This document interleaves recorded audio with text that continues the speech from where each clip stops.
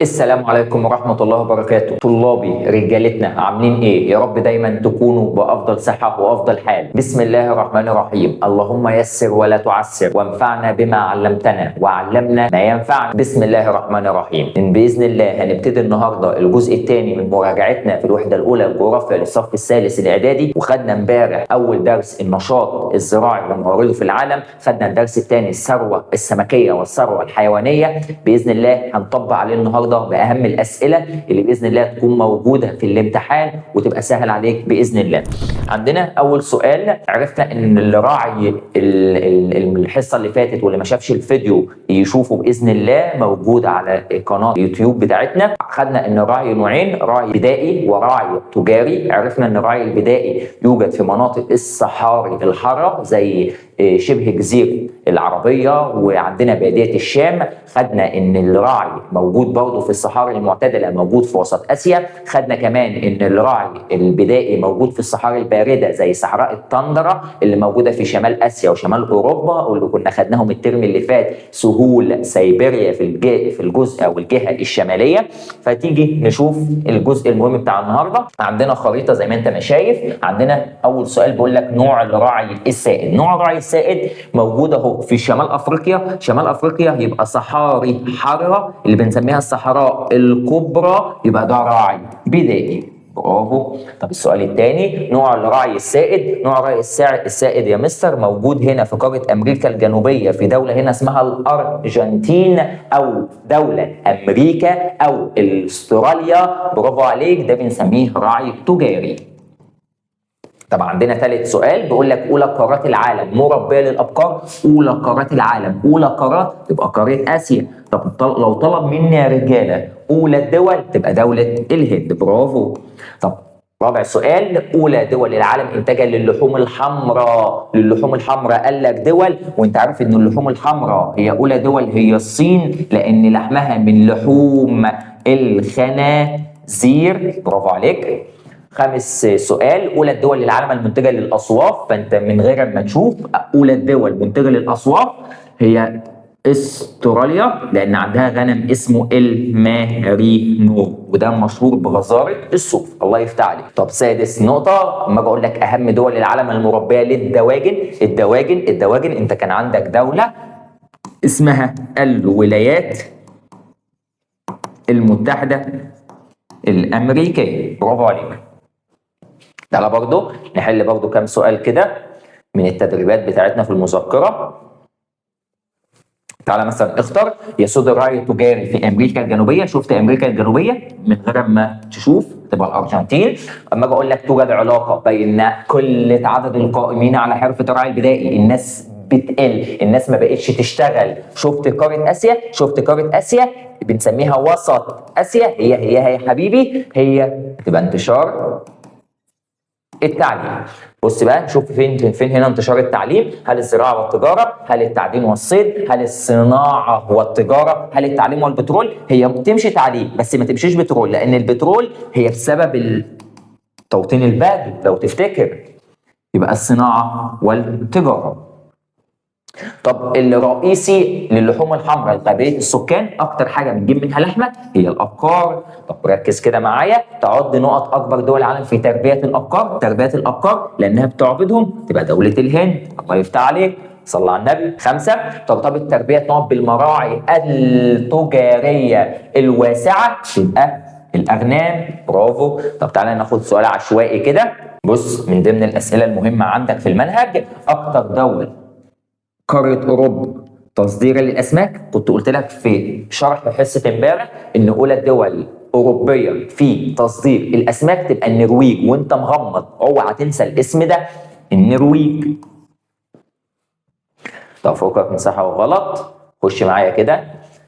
راعي يمارس في مناطق حشائش السافانا والاستبس بقارات العالم ويعتمد على الأساليب العلمية. أساليب علمية يبقى ده راعي تجاري. برافو. نوع من الأحياء البحرية يتم اصطيادها من المحيطات للاستفادة من لحومها وشحومها، يبقى الحيتان. برافو. طبعا من ضمن الاسئله المهمه عندك بما تفسر انخفاض اعداد العاملين، ليه الناس بقت قليله؟ لو شفت كلمه شبه الجزيره العربيه، شفت كلمه باديه الشام، طبعا تختار. هنقول بسبب توطين البدو، ان البدو استقروا في منطقه تدفق البترول. برافو. طب هنا طالب منك بقاره اسيا، هنقول بسبب انتشار التعليم. فما الواحد بدأ يتعلم فهيغير النشاط الرعي بتاعه الى حرفة، لا اما الزراعة، لا اما التجارة، لا اما الصناعة، لا اما الخدمات الاخرى زي السياحة. برافو كده.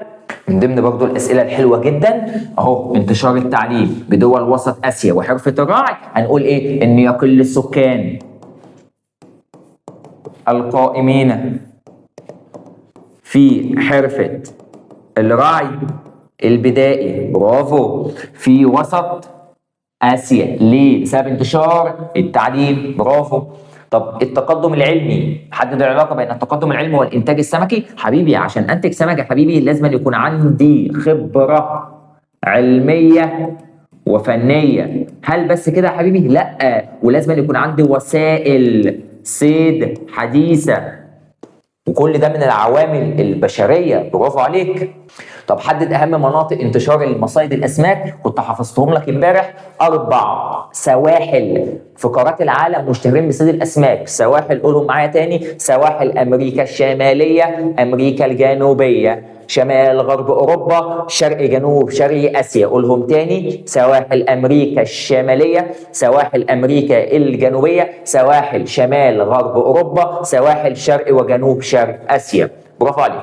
طب تعالى نخش بقى في الدرس الثالث من اهم الدروس عندك في منهج الجغرافيا، اسمه النشاط التعديني. حبيبي عشان اعمل تعدين، كلمه تعدين ان انا بطلع معادن ومصادر الطاقه من القشره الارضيه. فما اجي اقول لك ايه تعريف التعدين، والله هتقول لي يا مستر هو استخراج المعادن اوكي ومصادر الطاقه مثل الفحم والبترول والغاز الطبيعي. حبيبي افهم دول كده، الفحم والبترول والغاز الطبيعي دول كده بنسموهم طاقه احفوريه، يعني لازم احفر في الارض عشان اطلعها من القشره الارضيه. برافو عليك. يبقى قول لي كده ايه تعريف التعدين؟ هو استخراج المعادن ومصادر الطاقه زي فحم بترول غاز طبيعي من القشره الارضيه او من باطن الارض. يبقى ده تعريف التعدين. بقول لك يرتبط النشاط التعديني لازم يكون عندي مواد خام. اوكي. طب المواد الخام دي سواء كانت معادن او مصادر طاقه، ودي بنسميها مواد طبيعيه، يعني من عند ربنا سبحانه وتعالى بكميات كتيره يا مستر عشان اعرف اعمل عمليه التعدين او لازم اصنع. حبيبي هديك مثل، دلوقتي انت فتحت مصنع، المفروض الماده الخام اللي انت هتجيبها او هتشتغل بيها المفروض تكون جنبك ولا بعيده عنك؟ طبيعي يا مستر لازم تكون جنبي. اديني مثل. ليه المواد الخام لازم تكون جنب المصنع؟ ليه؟ اول حاجه هي بتوفر نقل وبتوفر فلوس. ليه؟ ما الحاجه اما تكون تبقى جنبك دي اسهل يا مستر ليك اللي انت تجيبها وتشتغل بها على طول، لكن لو هي بعيده عني او انا في محافظه وهي في محافظه فانت هتضطر ان انت تودي وسائل نقل ومواصلات، فانت تدفع فلوس كتير فالسعر يغلى، وده اللي بيحصل. طب صلى على النبي كده، قبل اما اعمل تعدين عندي عمليات تسبق التعدين، يعني عندي حاجات المفروض اعملها عشان اطلع معادن ومصادر طاقه من باطن الارض. هتقول لي يا مستر ايه الحاجات اللي المفروض اعملها؟ مش انا بحفر على طول؟ حبيبي الكلام ده كان زمان، ان انا كنت بروح في اي مكان انا شاكك ان هو فيه معادن او فيه مصادر طاقه او قاعد احفره. طب هل انا متاكد؟ لا. طب هل انا واثق؟ لا، انا شاكك. هل ممكن يكون فيه او ممكن يكون ما فيهوش؟ الله اعلم. طب بعد ما بحفر وبعد ما اطلع عيني عقبال ما احفر وممكن ما الاقيش، فدلوقتي يا مستر عملوا حاجه، قال لك عمليات تسبق التعدين. انا لازم ابحث ولازم اكشف عن العمليات اللي في باطن الارض زي التعدين او مصادر الطاقه. برافو عليك. يبقى اول حاجه البحث والكشف عن الخامات. زي دلوقتي في جهاز كده بنشوف فيديوهات على السوشيال ميديا دايما على طول، جهاز بتعمله في الارض كده تلاقيه بيزمر، اول ما يزمر اعرف ان هنا في معدن، وده اللي ما كانش موجود زمان. طب تاني نقطه يا مستر، لازم اعد المنجم. حبيبي اي معدن بطلعه من مكان اسمه مناجم، اسمه مناجم المعادن او منجم المعادن. عشان اطلع يا حبيبي منجم من بطن الارض او اطلع معادن من بطن الارض يا حبيبي، لازم اعمل شويه حاجات. اول نقطه، لازم اوفر واعمل وانشئ خطوط سكه حديد. حبيبي ما تقوليش القطر اللي احنا بنركبه، لا يا حبيبي، في قطوره بتبقى صغيره كده، بتبقى مجوفه من جوه، فاضيه من جوه، العربيه بتاعت القطر نفسها فاضيه من جوه، عشان تحط فيها المعدن، ومن خلال المعدن ده انت بتمشي العربيه، بتطلعها بره المنجم. برافو عليك. يبقى مد الخطوط الحديديه والطرق، زي لو انت في فيلم اسمه جزيره الشيطان، اما كانوا بيدوروا على المتفجرات في الكهف او في الجبل، شفت انت القطر اللي عادل امام ركبه ده؟ هو ده اسمه مد الخطوط الحديديه والطرق. برافو. طب تاني نقطه، لازم يا مستر تنشئ مساكن للعاملين، يعني ناس تشتغل فتنام في مكان معين، لازم تعمل لهم مساكن يا مستر وانشاء ومعمار. برافو عليك. وبعد ذلك تتم مرحله الانتاج وثم النقل ثم التوزيع. طب يا مستر ايه الموارد المعدنيه؟ احنا عندنا او العلماء جم اكتشفوا ان احنا عندنا 2000 معدن موجودين في باطن القشره الارضيه. ايه ده يا مستر 2000 معدن؟ طبعا 2000 معدن دي سبحان الله من عند ربنا، عوامل طبيعيه. احنا الانسان قدر يكتشف 200 معدن بس، او قدر يستخدم 200 معدن بس. يبقى القشره الارضيه فيها كام معدن؟ 2000. طب احنا عندنا كام او احنا بنستخدم كام؟ 200 يا مستر. ده فرق رهيب جدا. برافو. يبقى بقول لك ان احنا كان عندنا 2000 معدن في باطن القشره الارضيه. طب احنا يا مستر استغلنا ايه او بنستخدم كام معدن؟ 200 معدن بس فقط. طب بقول لك ان اكتر دول بتستخدم معادن في العالم هي دول متقدمه، ما تقوليش دول ناميه. دول متقدمه عندها وفره تكنولوجيا، وسائل نقل، وعندها خبره علميه، وعندها ايدي عامله، وعندها كل حاجه تقدر ان هي تخلي الدوله بتاعتها قويه جدا صناعيا. برافو. يبقى الدول المتقدمه هي اكتر دول اللي بتستخدم المواد المعدنيه. طب يا مستر بتستخدم مواد معدنيه قد ايه كده يا مستر؟ 85%. يعني الدول المتقدمه بتستخدم من المعادن 85%؟ طبعا صح. طب بقول لك ان الدول المتقدمه اصلا هم صغيرين، تتمثل 1/5. يبقى سكان الدول المتقدمه هم 1/5 خالص، بس مع ذلك هي بتستخدم اكتر حاجه في الدنيا من المعادن، بتساوي 85%. طب بص بقى، هي المعادن يا مستر الموجوده عندي. اول معدن اسمه الحديد، والحديد احنا بنستخدمه في اي حاجه من الصناعات الثقيله زي القطارات، زي السيارات، زي الحديد والصلب. يبقى اما اجي اقول لك ان الحديد يستخدم في القطارات، يستخدم في الحديد والصلب. عايز تحط السيارات براحتك. طب اولى دول حديد تبقى الصين، الثانيه استراليا. يبقى الاولى صين، الثانيه استراليا، صين استراليا، صين استراليا، صين استراليا، الاولى صين، الثانيه استراليا، الاولى صين، الثانيه استراليا. برافو، ردد معايا عشان تحفظ. يبقى الاولى هي الصين، الثانيه هي استراليا. يبقى اولى قارات تبقى اسيا، الثانيه استراليا. يبقى الاولى لو قال لي قارات يبقى اسيا، طب قال لي اولى الدول تبقى الصين، الثانيه استراليا. برافو عليك. طب حبيبي في دول عندها حديد يا دوبك هي بتطلعه من بطن الارض تقوم موزعاه للدول. طب ده يا مستر اسمه حديد خام ولا حديد مصنع؟ لا يا حبيبي اسمه حديد خام. يعني يا دوبك انا بطلعه من بطن الارض كده اقوم مديهولك، مبيعهولك، مصدرهولك. ايوه، في دوله ناميه هي اللي بتصدر خام الحديد، اسمها موريتانيا. اسمها ايه؟ موريتانيا، ودي من الجناح العربي الافريقي. برافو عليك. يبقى بقول لك ان الحديد يدخل ب 30% في التجاره الدوليه، يعني البيع والشراء، حيث تصدر الدول الناميه. كلمه تصدر يعني بتودي.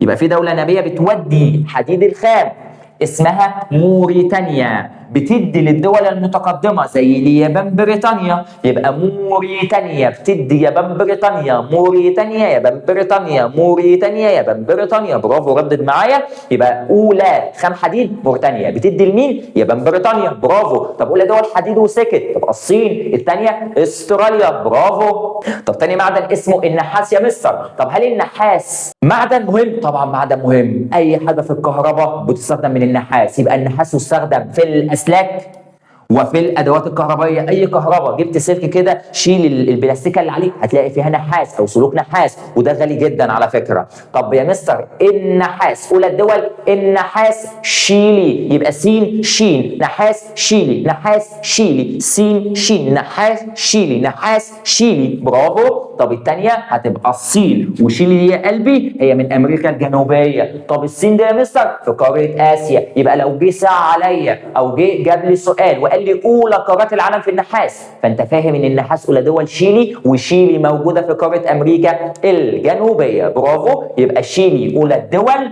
والصين تاني الدول، والصين طبعا في قاره اسيا. يبقى تاني، يبقى تعالى من الاول تاني. عرفنا ان الحديد يدخل في القطارات والحديد والصلب، برافو. اولى الدول في الحديد تبقى الصين، الثانيه استراليا. طب لو جاب لي خام حديد هتقول لي والله يا مستر في دوله ناميه تسمى موريتانيا بتدي اليابان وبريطانيا، برافو. عرفنا ان النحاس يستخدم في الاسلاك والادوات الكهربائيه، اولى دول نحاس تبقى شيلي، الثانيه تبقى الصين. في معدن ثالث اسمه البوكسايت. بيقول لك ان البوكسايت هو الماده الخام بتاعه الالومنيوم. ايه ده يا مستر؟ هو الالومنيوم ده اللي احنا بنستخدمه عندنا في الاكل؟ ايوه. اللي احنا بناكل فيه؟ ايوه. اللي هو الحلال والصواني؟ طبعا. يبقى الالومنيوم هو بيتصنع من البوكسايت. يبقى البوكسايت هتقول له والله يا مستر هو الماده الخام بتاعه الالومنيوم، عمرك ما تنساها. الماده الخام الومنيوم، البوكسايت ماده خام الومنيوم، البوكسايت ماده خام الومنيوم. طب اولى دول يا مستر بوكسايت استراليا، يبقى البوكسايت استراليا، بوكسايت استراليا، برافو. طب يا مستر في دول هتقول لي بتنتج الومنيوم، اوكي. طب ايه مين الدول اللي بتنتج الومنيوم؟ وعشان احول من بوكسيت الى الومنيوم محتاج ايه يا مستر؟ اول حاجه محتاج 3 عوامل. توليد الكهرباء، هنقول ايه؟ طاقه كهربائيه، خبره علميه، سوق محليه وكمان خارجيه. قولهم تاني، يبقى طاقه كهربائيه، خبره علميه، سوق محليه وكمان خارجيه. يبقى ايه يا مستر المقومات او العوامل اللي بتساعدني احول من بوكسيت الى الومنيوم؟ 3 عوامل. اول عامل طاقه كهربائيه، خبرة علمية وفنية، سوق محلية وكمان خارجية اللي هتستوعب الانتاج اللي انت هتنتج الومنيوم. طب هتحط يا مستر الانتاج بتاعك فين؟ لازم يكون عندك سوق داخليا وسوق خارجيا بره، برافو. يبقى تاني، ايه هي العوامل اللي بتؤثر اللي بتخلي تحويل البوكسايت الى الومنيوم اسهل؟ لو عندك 3 عوامل بتحول من بوكسايت الى الومنيوم. اول طاقه اسمها طاقه كهربائيه، تاني نقطه خبره علميه، سوق محليه وكمان خارجيه، برافو. طاقه كهربائيه، خبره علميه، سوق محليه وكمان خارجيه. قول معايا عشان تحفظ من الاسئله المهمه عندك. ونظرا لعدم توفر هذه المقومات في الدول الناميه، طبعا المقومات دي مش موجوده في الدول الناميه، فانها تصدر للدول المتقدمه. بص بقى، مين هي الدول يا مستر اللي بتصنع ألمونيوم؟ أول دولة أمريكا، تاني دولة كندا، تالتة استراليا، الرابعة اليابان. تاني أمريكا كندا، استراليا يابان، تاني أمريكا كندا، استراليا يابان، تاني أمريكا كندا، استراليا يابان. احفظهم ان امريكا وكندا هما الاثنين موجودين في قاره امريكا الشماليه. يبقى لو جاب لي سؤال وقال لي اولى قارات او من اهم القارات او الدول موجوده في انهي قاره في الومنيوم، شفت الومنيوم وشفت دول، تبقى امريكا كندا استراليا يابان، امريكا كندا استراليا يابان، امريكا كندا استراليا يابان. طب اولى دول بوكسايت استراليا، طب اولى دول الومنيوم امريكا، الثانيه كندا، الثالثه استراليا، الرابعه اليابان. يبقى اما اجي اقول لك يا حبيبي اشمعنى استراليا واشمعنى امريكا واشمعنى كندا واشمعنى اليابان؟ الدول دي حبيبي هي عندها عوامل او عندها المقومات اللي هي طاقه كهربائيه، خبره علميه، سوق محليه وكمان خارجيه، برافو. طب عندنا صلى على النبي عليه الصلاه والسلام، عندنا مصادر اسمها مصادر الطاقه.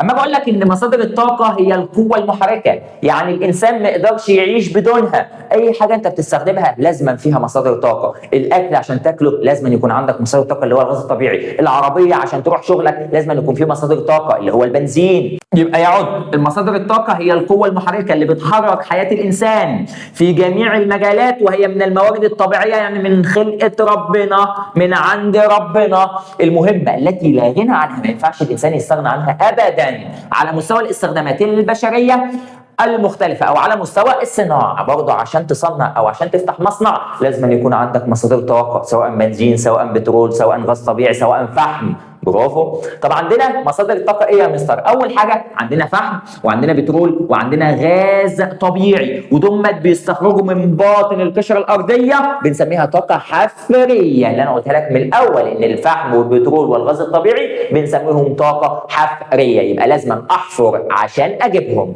طب عندنا مثلا طاقات تانية، طبعا عندنا طاقة اسمها طاقة نووية، ودي بنستخدمها للأغراض السلمية وليس الحربية. كلمة سلمية يعني بستخدمها عشان أولد يا مستر منها طاقة، مش عشان أحارب بيها.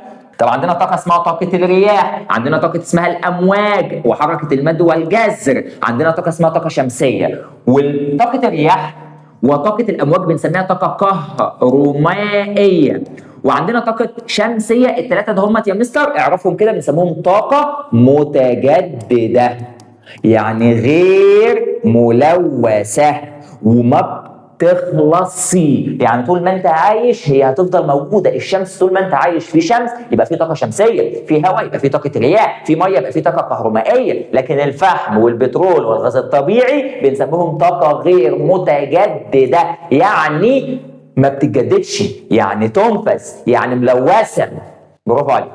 الفحم بقول لك عرف الانسان استخدامه منذ الاف السنين. بقول لك ان الفحم يستخدم في توليد الكهرباء، طبعا بنولد بالكهرباء. طب ايه تاني يا مستر؟ مصدر رئيسي او يدخل في الصناعات بعض الدول.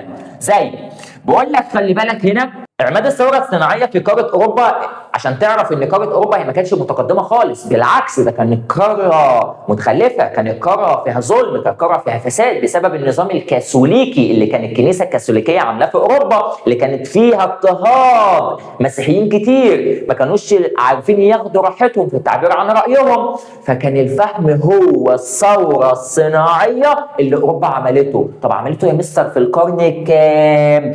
اواخر القرن ال 18 واوائل القرن العشرين. بمعنى اصح انت لو عندك من قرن عايز تحولها لسنة، نقص واحد حط صفرين تاني. طب تعالى كده نجربها. قرن 18 عايز اشوف يا مستر دي سنة كام؟ قلنا ننقص، برافو، واحد من ال 18 نقص واحد تبقى 17. حط كام صفر؟ صفرين. برافو كده. طب اوائل القرن العشرين، طب اي قرن عايز احوله سنة قلنا ننقص واحد نحط صفرين. طب من ال 20 هتبقى 19. حط كام صفر؟ صفرين. برافو كده. بس هنا يا مستر بيقول لك اواخر، يعني من الارقام اللي بعد ال 50.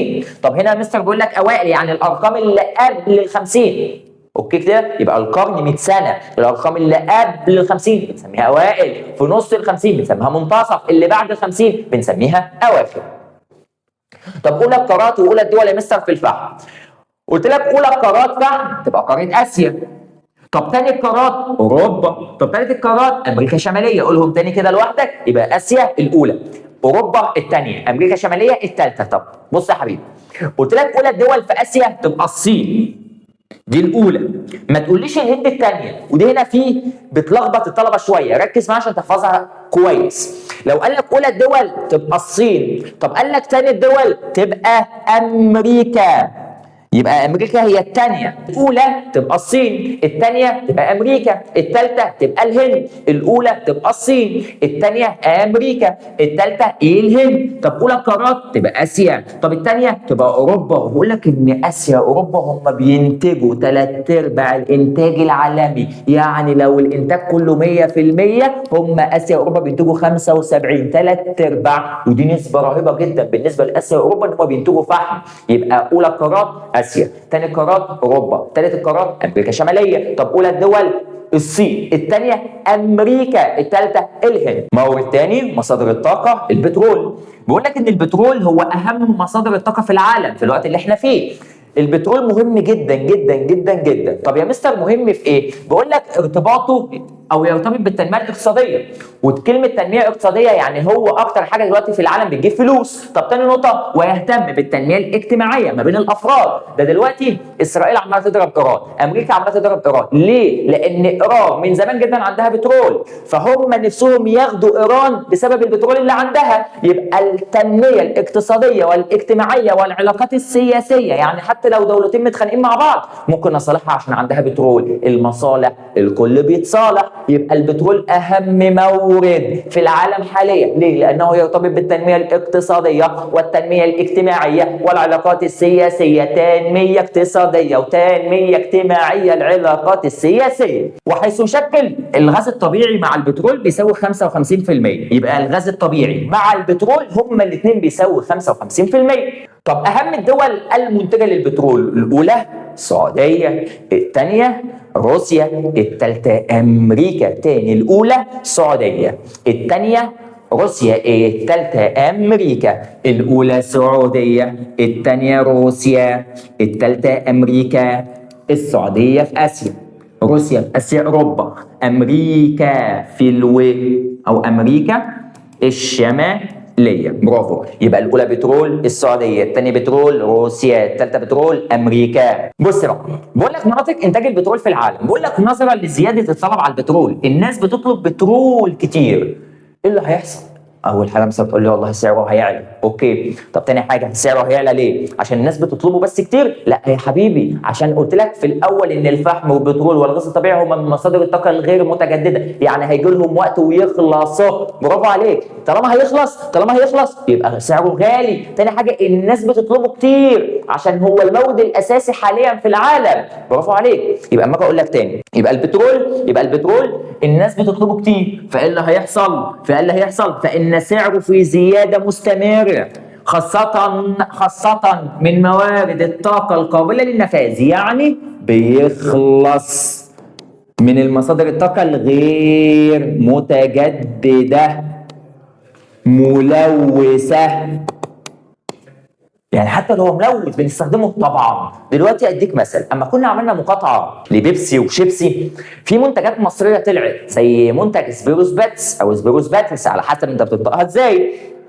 المنتج ده اول ما نزل كان مكسر الدنيا، والناس كلها عايزه تجيبه منين وبتروح تشتريه حتى لو ب 20 و25 و30 جنيه. هو اصلا سعره مش كده، سعر الازازه كان ب 10 وب 12 جنيه، بس حتى لو انت كان قصادك ب 30 جنيه كنت بتجيبه. ليه؟ اول حاجه سعره غالي، ليه؟ الناس بتطلبه. تاني حاجه مش لاقيه على طول، فانت بص اكنه الذهب، الناس بتخطفه. زي كيكه لارش لما طلعت برضه ترند فتره من الاوقات، كان كل الناس عايزاها، كل الناس عايزه تجربها هي بتتاكل ازاي، فكانت غاليه جدا. يبقى انت اعرف اي حاجه غاليه يبقى الناس بتطلبها زياده. تاني حاجه ان هي كميتها قليله. اعرف بقى دلوقتي سبيروس باتس، انت لو رحت اي سوبر ماركت او اي بقال ولو لقيتها في الثلاجه ب 10 جنيه ما بتشتريهاش ولا تبص عليها. ليه؟ خلاص يا مستر ده بقى سعرها رخيص وبقت كميتها كبيره وجربتها مره واتنين فخلاص. هي دي النقطه. طب عندنا الغاز الطبيعي، بقول لك ان الغاز الطبيعي هو لوحده بيمثل 25%. حبيبي انا قلت لك ان الغاز الطبيعي والبترول هما الاثنين 55%، صح كده؟ برافو. وقلت لك ان الغاز الطبيعي بقى هو لوحده 25%. يبقى البترول قد ايه؟ اطرح بقى كده 55 ناقص 25 هيبقى 30. برافو عليك. يبقى البترول لوحده 30، الغاز الطبيعي لوحده 25، هما الاثنين اجمعهم مع بعض تبقى 55. برافو كده. بقول لك الغاز الطبيعي مهم في ايه؟ والله يا مستر هتقول لي توليد الطاقه او توليد الكهرباء. اوكي. تاني حاجه بنستخدمه في الاغراض المنزليه، البوتاجاز، الاكل. برافو عليك. طب تالت نقطه بنستخدمه كوقود للسيارات بدلا من البنزين. حبيبي هو البنزين بيستخرج منين؟ من البترول، وانت عرفت ان البترول هو مصدر ملوث للبيئه وملوث للصحه عامه. يبقى اول نقطه اهميه اذكر اهميه الغاز الغاز الطبيعي هتقول له والله مثلا يدخل في الصناعات في نطاق واسع، الناس بقت بتطلبه كتير. تاني حاجه في الاستخدامات المنزليه بستخدمه في البيت، بنولد بيت كهرباء، اوكي. توليد او وقود السياره عشان اشغل السياره دلوقتي بقت التكاسي واغلبيه العربيات بالغاز الطبيعي. حبيبي الغاز الطبيعي ليه مميزات. ايه هي مميزات الغاز الطبيعي؟ اول حاجه سهل النقل، اوكي. رخيص الثمن، برافو. اقل تلوثا للبيئه، قولهم بقى تاني. يبقى ايه هي مميزات الغاز الطبيعي؟ سهل النقل، رخيص الثمن، اقل تلوثا للبيئه. قولهم تاني، سهل النقل، رخيص الثمن، اقل تلوثا للبيئه. يبقى رخيص الثمن ودي مميزات الغاز الطبيعي، سهل النقل، اقل تلوثا للبيئه. بص يا حبيبي ركز في دول كده. لما اجي اقول لك اكثر مصدر طاقه ملوث في العالم هتقول لي الفحم.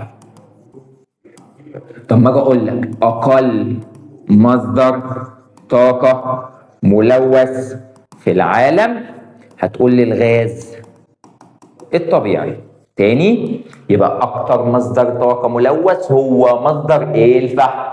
اقل مصدر طاقه ملوث هو الغاز الطبيعي. برافو، شايفك انت اللي بترقص. طب تعالى الفحم، بالله عليك بالله عليك بالله عليك ركز ركز ركز. خلي ورقه كده في الامتحان قصادك بالله عليك، جوه دماغك كده في ورقه كده، حط فيها الغاز الطبيعي وحط فيها الطاقه النوويه، هما الاثنين بالله عليك. اهم قارات الفحم قاره اوروبا. بقول لك ان اوروبا لوحدها في الفحم بتنتج ثلث الانتاج العالمي. طب تاني نقطه، تنتج بكميات كبيره في دول العالم، خاصه في الدول المنتجه للبترول، لان الغاز الطبيعي بيطلع مع البترول.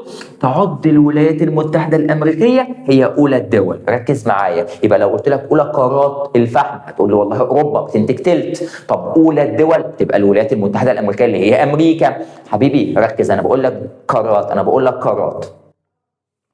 طب الطاقة النووية، بقول لك والله يا مستر ان الطاقة النووية يتم انتاج الكهرباء النووية من المحطات النووية السلمية. قلت لك سلمية يعني غير مخصصة للحرب، انا مش هحارب بيها، انا هولد منها كهرباء يا مستر. طب اولى قارات اوروبا، الثانيه امريكا الشماليه. ايه ده؟ انت سمعت دول فين قبل كده؟ يا حبيبي في الغاز الطبيعي. عشان كده قلت لك ان الغاز الطبيعي هو والطاقه النوويه حطهم في صفحه واحده كده في دماغك في ورقه الامتحان باذن الله، لانه باذن الله باذن الله واحد منهم جاي. يبقى الغاز الطبيعي اوروبا، بعديها امريكا. طب الطاقه النوويه اوروبا، بعديها امريكا او امريكا الشماليه. طاقه نوويه يوليه اوروبا امريكا الشماليه، طاقه نوويه يوليه اوروبا امريكا الشماليه. طب طاقه الرياح، تعالى بقى كده خلصنا من مصادر الطاقه الغير متجدده، هنخش في مصادر الطاقه المتجدده. اول طاقه عندنا اسمها طاقه الرياح. وطاقه الرياح كنا انت خدتها في ابتدائي، حاجه اسمها دواره الرياح او جورب الرياح. بيبقى شكلها عامل كده، تبقى زي مروحه كده، كل ما يكون في هواء دي بتلف، وطالما دي بتلف يبقى في رياح. برافو، دي اسمها طاقه الرياح. بعض الدول المتقدمه اللي بتنتج طاقه الرياح او بتنتج كهرباء من الرياح، اولى الدول فرنسا، برافو. الثانيه بريطانيا، الثالثه امريكا. فرنسا بريطانيا امريكا، فرنسا بريطانيا امريكا. فرنسا موجوده في اوروبا، بريطانيا موجوده في اوروبا، الولايات موجوده في امريكا الشماليه. يبقى اقولهم تاني، اولى دول كهرباء من الرياح فرنسا، بريطانيا، امريكا. تاني فرنسا، بريطانيا، امريكا. تاني فرنسا، بريطانيا، امريكا. تاني فرنسا، بريطانيا، امريكا. طب فيها مستر دول عربيه بتنتج رياح؟ طبعا اهم دوله عندهم مصر، بعديها المغرب. اولى مصر، ثانيه المغرب، يبقى تقدمها مصر هي الاولى، الثانيه المغرب. طبعا في دول بعد كده زي تونس، زي الاردن، زي سوريا. يبقى مصر مغرب تونس اردن سوريا، مصر مغرب تونس اردن سوريا، مصر مغرب مصر مغرب مصر مغرب تونس اردن سوريا. تاني يبقى دي اسمها الدول العربيه المنتجه للطاقه الرياح او الطاقه الكهربائيه من الرياح. طبعا عندنا طاقة الأمواج، حركة المد والجزر، زي أنت ما شايف في الصورة قصادك. طول ما يكون في موجة حطوا أجهزة عشان نولد منها طاقة، زي ما احنا عملناها في السد العالي. فاكر أنت السد العالي أهميته إيه؟ تخزين المياه توليد الكهرباء، توليد الكهرباء يبقى بنطلع من الميه كهرباء. أولى دول الطاقة الكهربائية من المياه، من الأمواج، من الشلالات، بريطانيا، فرنسا، يابان. ايه ده يا مستر؟ انا شفت بريطانيا وفرنسا قبل كده. يا حبيبي، في طاقة الرياح الأولى فرنسا، الثانية بريطانيا. اعكس بقى هنا. طب الأمواج فرنسا الثانية، بريطانيا الأولى. قولهم تاني، قولهم تاني. الأمواج بريطانيا فرنسا، الرياح فرنسا بريطانيا، الرياح فرنسا بريطانيا. يبقى الأولى في الرياح فرنسا، الثانية في الرياح بريطانيا، الثالثة في الرياح أمريكا. طب عرفت هنا إن الطاقة بتاعت الأمواج أو حركة المد والجزر الأولى بريطانيا، الثانية فرنسا، الثالثة يابان. يبقى بريطانيا فرنسا يابان، هوب بريطانيا فرنسا يابان، هوب بريطانيا فرنسا يابان. يبقى ما بين طاقة الرياح وطاقة الأمواج اعكس أول دولتين، هنا فرنسا بريطانيا في الرياح، طب بالأمواج هنا بريطانيا فرنسا، يبقى الأولى فرنسا بريطانيا، هنا اعكس يبقى بريطانيا فرنسا. برافو. طب عندنا طاقة شمسية، بيقول لك ان اتجه بعض الدول استخدام الطاقة الشمسية كمصدر جديد للطاقة النظيفة، يعني لا يسبب تلوث للبيئة، يعني غير ملوث للبيئة، مثل دولة مصر. الله عليك يا مصر، الله يا بلدنا، الله يا بلدنا الله. يبقى الأولى في الطاقة الشمسية تبقى مصر، وهي أقامت به محطات لتوليد الكهرباء لاستخدامات المنزلية. برافو. خلي بالك من المعلومة دي. بقول لك إن الكهرباء التي يتم إنتاجها من الفحم والبترول والغاز الطبيعي تسمى طاقة حرارية. طاقة إيه؟ حرارية. طاقة إيه؟ حرارية. يبقى فحم بترول غاز طبيعي هي طاقة حرارية، فحم بترول غاز طبيعي هي طاقة حرارية أو أحفورية. برافو. طب الكهرباء التي يتم إنتاجها من الأمواج، مد جزر، السدود، الشلات، كل المسميات دي بنسميها طاقة كهرومائية، طبعا جاية من المية. وبكده خلصنا الدرس الثالث. تعال نحل عليه. دولة منتجة للحديد طبعا الصين. طب دولة منتجة للنحاس، النحاس شيلي، سين شين، نحاس شيلي. طب اهم الدول المنتجة للألمنيوم فين؟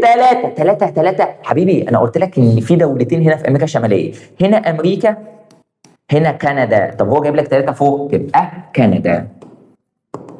طب دولة تنتج الطاقة الكهربائية من الأمواج وحركة المد والجزر. حبيبي احنا عرفنا ان الطاقة الكهربائية اللي جاية من الأمواج، عرفنا ان الأولى هي بريطانيا، صح كده؟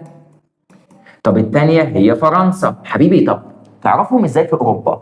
لو جيت قلت لك بص انت تحس اصلا ان في هنا جزيره في وسط الميه، طالما جزيره في وسط الميه يبقى بريطانيا. طب لو جيت لك في جوه في اوروبا في وسط غرب اوروبا تبقى فرنسا. طب طبعا هنا تبقى بريطانيا. يعد نقط الماده الخام المعدن الالومنيوم تبقى البوكسايت.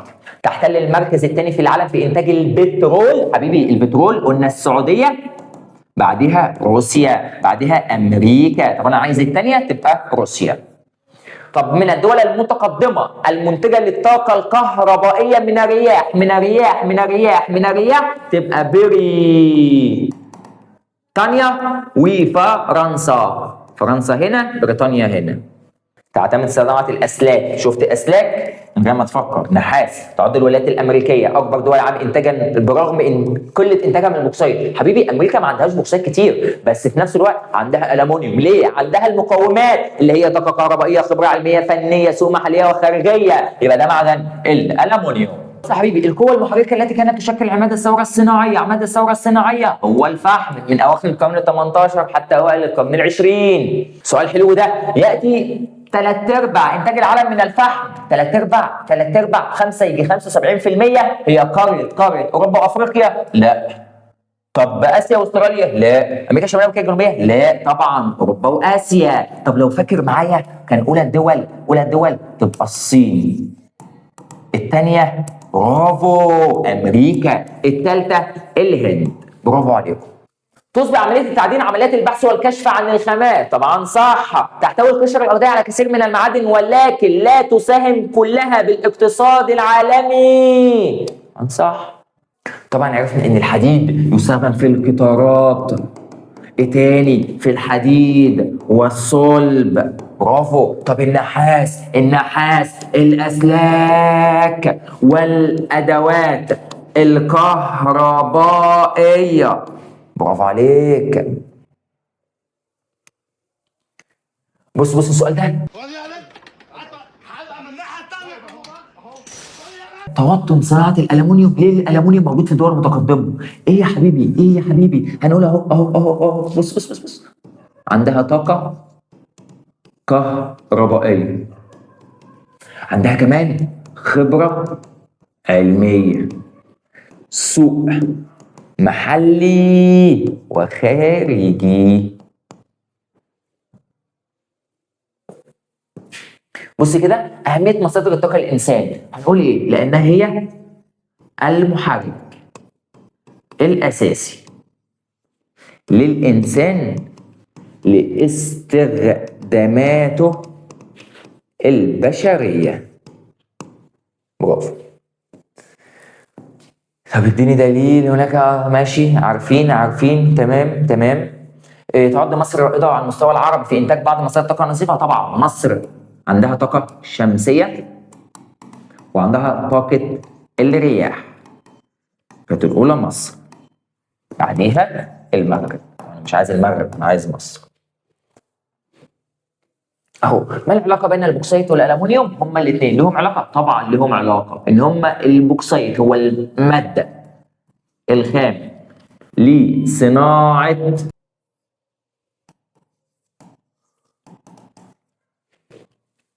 ما العلاقه بين الغاز الطبيعي والكهرباء؟ الغاز الطبيعي والكهرباء حبيبي، الغاز الطبيعي يقوم بتوليد الكهرباء، صح كده، ويدخل في الاغراض المنزليه ووقود للسيارات بدلا من البنزين.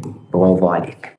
وكده يبقى خلصنا الدرس الثالث وحلينا بعض الأسئلة المهمة عليه. أشوفكم دايما على خير. تعالوا نكمل الدرس الرابع. بنتكلم عن النشاط الصناعي في العالم، يعني حرفة الصناعة موجودة في العالم. إيه هي حرفة الصناعة؟ والله مستر تقول لي والله احنا كنا واخدين من الابتدائي وفاكر ان احنا بنحول الماده الخام الى منتجات. برافو. لسد حاجه السكان. برافو، هي زيها بالظبط. تعال بقى نشوف تمهيدا. يعد النشاط الصناعي هو قمه الانشطه الاقتصاديه، يعني بيجيب فلوس. برافو. بالرغم من وجود الصناعه في دول عديده من العالم الا انها تختلف. كل الدول اغلبيتها بتصنع بس مختلفه في ايه؟ اول حاجه نوعيتها. في دول بتصنع صناعه خفيفه وفي دول بتصنع صناعه ثقيله. يعني ايه الفرق؟ والله مستر بقول لك ان الصناعه الخفيفه يعني حاجه ما بتاخدش وقت، بمعنى القلم، السماعه، الشاحن، الحاجات دي صناعه خفيفه عادي. البلاستيك، الكراسي، الترابيزات صناعه خفيفه. طب الصناعه الثقيله زي مثل القطارات، المترو، السيارات، العربيات، كل الحاجات دي اسمها صناعه ثقيله. طب تاني حاجه، مدى تركزها، بتتركز بنسبه قد ايه؟ هل الدوله بتصنعها كتيره ولا صغيره؟ هل بتصدر منها كتيره ولا بتقل منها الانتاج؟ طب ثالث نقطه، مدى جودتها ايه؟ هل حلوه؟ هل وحشه؟ اديك مثل. انت راح تشتري حاجه، والله راجل يقول لك والله يا حبيبي قصادك حاجه ب 10 جنيه وقصادك حاجه ب 20 جنيه. انت اول تفكير هيجي في دماغك يقول لك ايه؟ هات ابو 20. اشمعنى؟ انت دايما بتقول الغالي ثمنه فيه. هي دي بالظبط جوده الصناعه اللي انت بتعملها. هل رديئه ولا هل جودتها عاليه؟ بقول لك تعد الصناعه الحديثه هي مقياسا رئيسا لتطور الشعوب وازدهارها. ايه ده يا مستر؟ يعني الصناعه هي اللي بتخلي لا اما الشعب متقدم لا اما الشعب نامي؟ طبعا هي الصناعه. طب تاني حاجه، حيث ان الدول المتقدمه هي الدول التي تطورت فيها الصناعه تطورا مذهلا اخذت بالاساليب العلميه. يبقى انت فهمت ان الدول المتقدمه فيها اساليب علميه خلت الدول المتقدمه مزدهره جدا في الصناعه. طب تاني نقطه، وفيها ابحاث بتطبق يا مستر بحث. وتاني حاجه بتعمل تجارب علميه وعندها خبره علميه وفنيه وسوق محليه وخارجيه وبتعمل عندها تكنولوجيا. كل ده عوامل ادت ان الصناعه تكون في الدول المتقدمه رهيبه جدا. طب بقول لك اهو، حيث ذلك تتركز الصناعه المتطوره في الدول المتقدمه وبعض الدول الناميه. اذا مصر في دول ناميه عندها صناعه بس بدات ان هي تصنع عشان تطلع او تصعد او ترتفع بمستوى شعبها واقترب من المستوى العالمي. مين هم يا مستر؟ اولى هي الصين، جنوب افريقيا، والثالثه مصر طبعا. يبقى الصين، جنوب افريقيا، ومصر. صلى على النبي. عشان يا مستر اعمل صناعه لازم يكون عندي حبه مقومات. ايه هي المقومات؟ عندي مقومات طبيعيه ومقومات بشريه. المقومات الطبيعيه يعني من عند ربنا يا مستر. الانسان طلع، الانسان اتخلق لقاها موجوده من غير ما يتدخل فيها. ايه هي؟ اول حاجه مواد خام. اوكي، طب مواد خام واحده؟ غلط، لا اما مواد خام معدنيه، لا اما مواد خام زراعيه، لا اما مواد خام حيوانيه. طب صلى على النبي. وانا عارف ان في ناس هتقول معايا المواد الخام المعدنيه اللي بتطلع من المعادن زي الذهب. هو الذهب انت بتطلعه من بطن الارض حلق؟ هل الذهب انت بتطلعه سلسله؟ غلط، والله مثلا بطلعه من بطن الارض ذهب بيدخل مصنع يتحول الى حلق، غويشه، خاتم، حلي، كل الكلام ده. طب تاني حاجه مواد خام زراعيه. حبيبي مواد خام زراعيه زي محصول القطن. هو انت بتطلع ايه يا عم انت؟ بتطلع ايه؟ الحق يا ابراهيم بس ايه الرجاله دي مش تمام، الرجاله دي فاكره لك ازاي؟ من الارض هودي او جاكيت بتلبسه على طول؟ غلط طبعا، مثلا كان بيبقى قطن الاول، والقطن ده حرفه زراعه. طب يدخل لمصنع يتحول غزل ونسيج، يبقى مواد خام زراعيه. طب في مواد خام حيوانيه. حيوانيه يعني طالعه من الحيوانات. يا حبيبي ما انت كنت خدت اهميه الجلود ودي بتدخل في دبغ الجلود. مثلا اللحوم، ما دي ماده خام حيوانيه يا مستر. اما بتدخل في اللانشون والحاجات اللي احنا بناكلها من بره دي، ده كده مواد صناعيه. برافو عليك.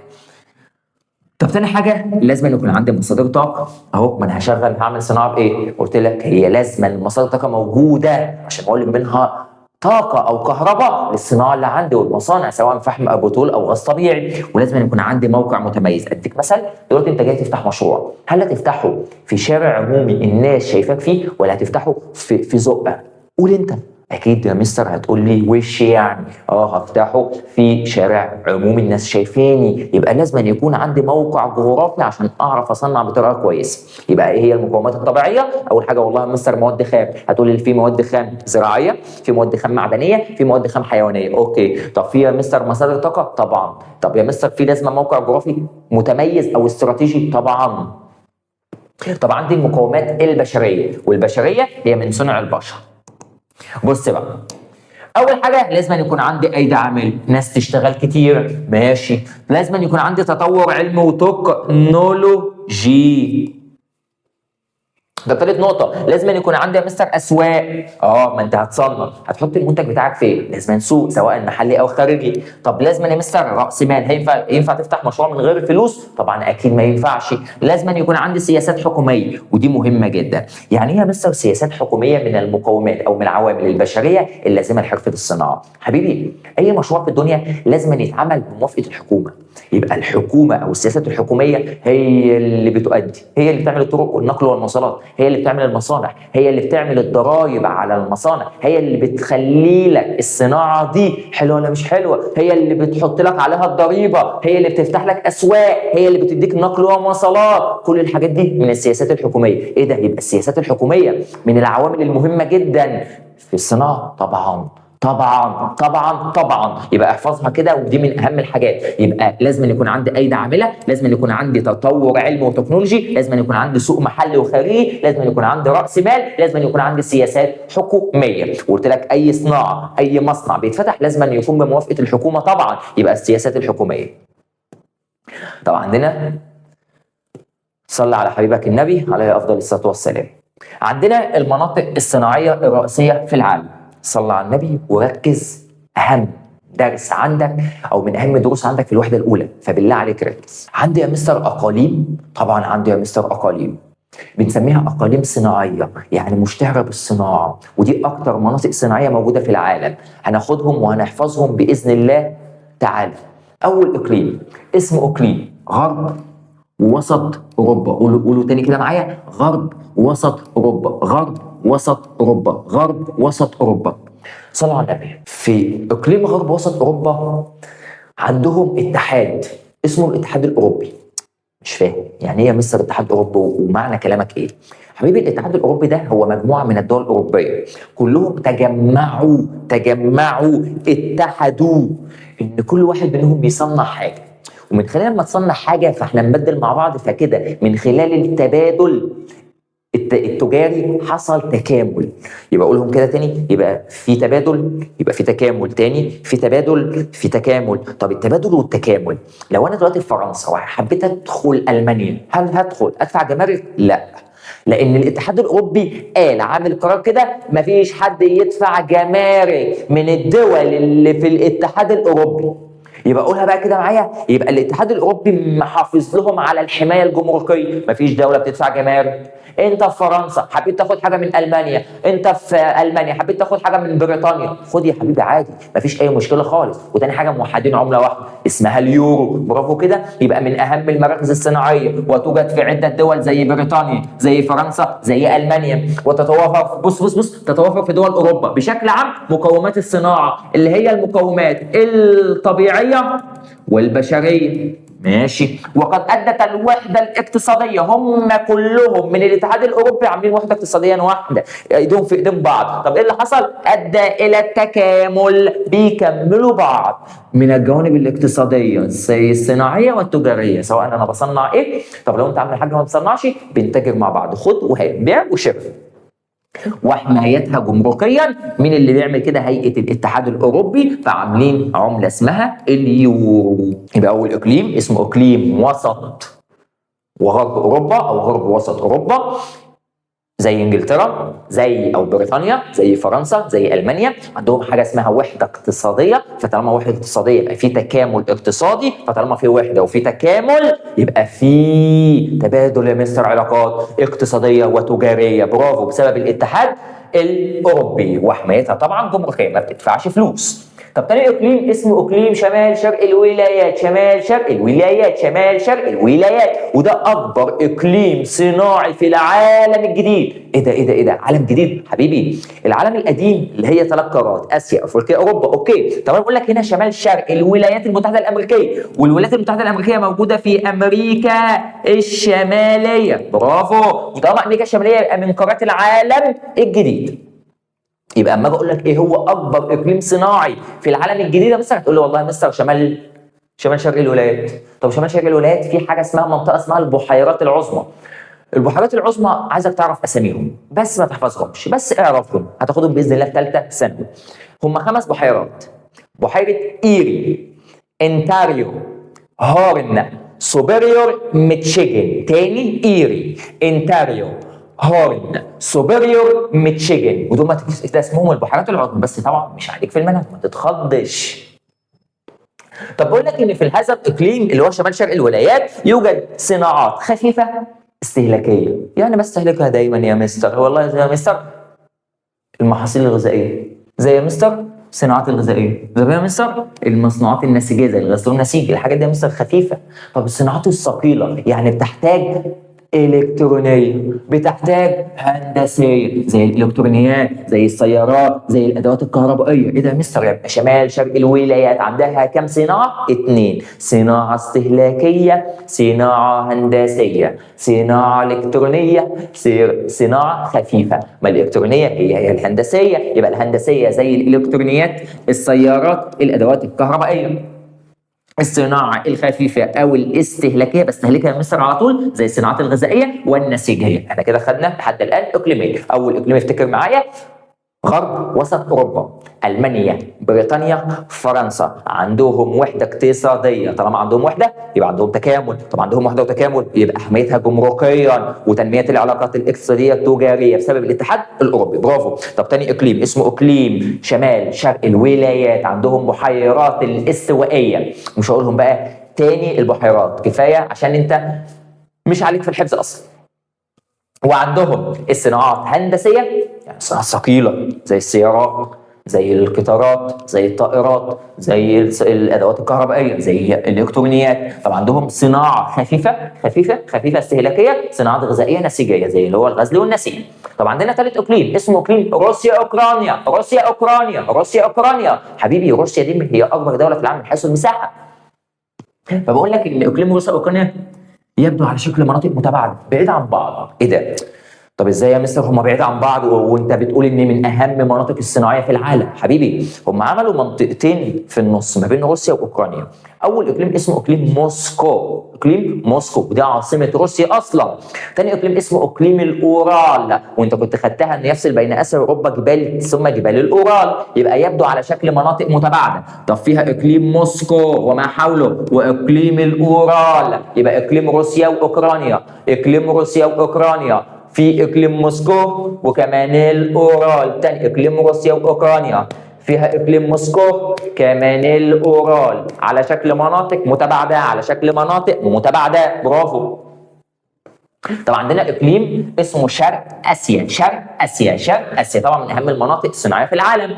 عندنا جزيره في اليابان اسمها جزيره هونشو، جزيره هونشو، جزيره هونشو، يبقى جزيره هونشو في اليابان. عندنا جمهوريه اسمها كوريا، سواء كوريا الشماليه او كوريا الجنوبيه. عندنا مناطق عديده زي الصين. يبقى اما اجي اقول لك تاني احنا لحد الان خدنا 4 مناطق صناعيه: غرب وسط اوروبا، المانيا، بريطانيا، فرنسا. برافو. عندنا شمال شرق الولايات، البحيرات الاستوائيه عندها صناعات هندسيه وصناعات خفيفه او استهلاكيه. طب عندنا اقليم روسيا واوكرانيا، واقليم روسيا واوكرانيا هو على شكل مناطق متباعده فيها موسكو وجبال اورال او اقليم الاورال. طب عندنا اقليم شرق الولايات، عندنا جزيره هونشو في اليابان، عندنا جمهوريه كوريا الشماليه او الجنوبيه، عندنا مناطق زي الصين.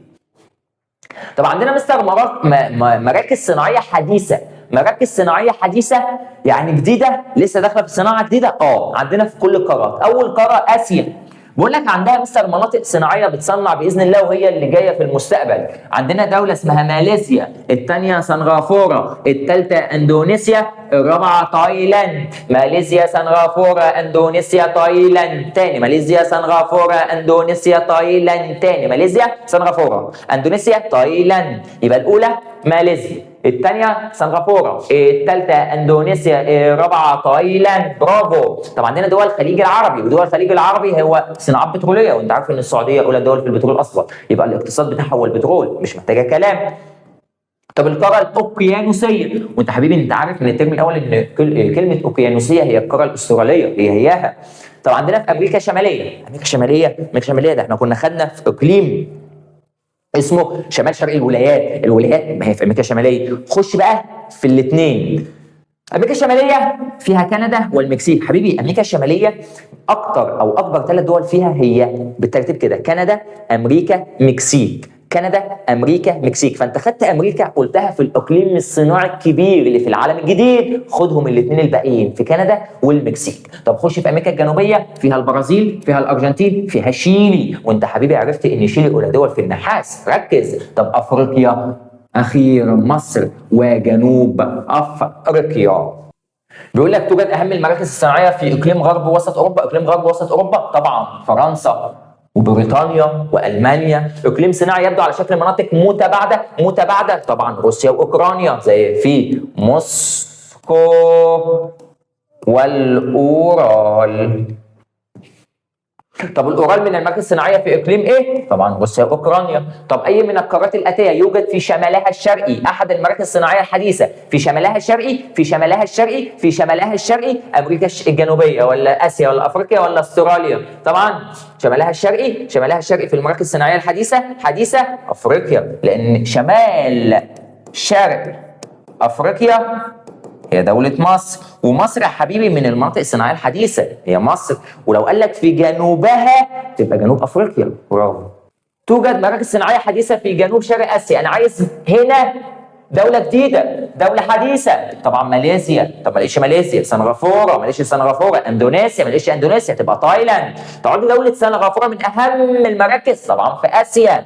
أي من الدول القارات أمريكا الشمالية يوجد بها مراكز صناعية حديثة. قلت لك إن أمريكا الشمالية خدنا دولة الولايات المتحدة الأمريكية في المناطق الصناعية في شمال شرق الولايات اللي هي البحيرات العظمى. عندنا مراكز صناعيه حديثه وفي قاره امريكا الشماليه تبقى دوله المكسيك. يوجد بدوله نقط في قاره امريكا الجنوبيه. شفت امريكا الجنوبيه ومراكز حديثه تبقى شيلي. طب لو ما لقيتش شيلي حط الارجنتين. طب لو ما لقيتش الارجنتين حط البرازيل. برافو. بقول لك التطور العلمي ورأس المال من العوامل الطبيعيه اللازمه لقيام الصناعه. كتابه العباره الاتيه هنقول ايه؟ التطور العلمي والتكنولوجي ورأس المال، نشيل الطبيعيه ونحط البشريه. برافو. طب اكبر الاقاليم الصناعيه في العالم الجديد هو اقليم غرب وسط اوروبا. شيل دي كده، شيل دي كده، ونحط اقليم شمال شرق الولايات. طب جمهوريه كوريا من اهم مراكز اقليم غرب وسط اوروبا الصناعي جمهوريه كوريا في اقليم غرب وسط اوروبا. شيل دي كده، نحط اقليم شرق اسيا. طب معظم الصناعات في دول الخليج العربي صناعات تكنولوجيه. طبعا دول الخليج عربي زي السعوديه والامارات وقطر والبحرين وعمان. لا لا لا لا لا، مش تكنولوجيه، امال بتروليه.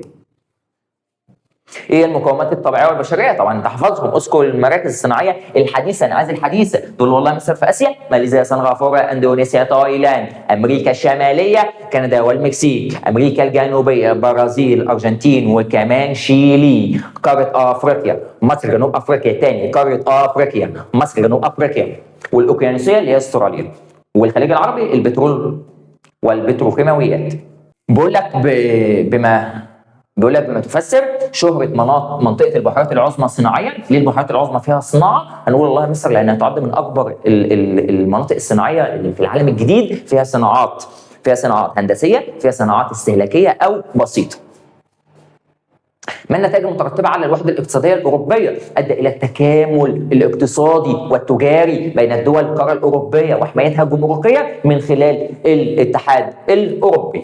وكده يبقى خلصنا المراجعة الأولى. الأربع دروس بإذن الله كان على جزئين، أول درسين في الفيديو الأولاني، ثاني درسين في الفيديو الثاني. حلينا بعض الأسئلة مع بعض بإذن الله، وأشوفك على خير.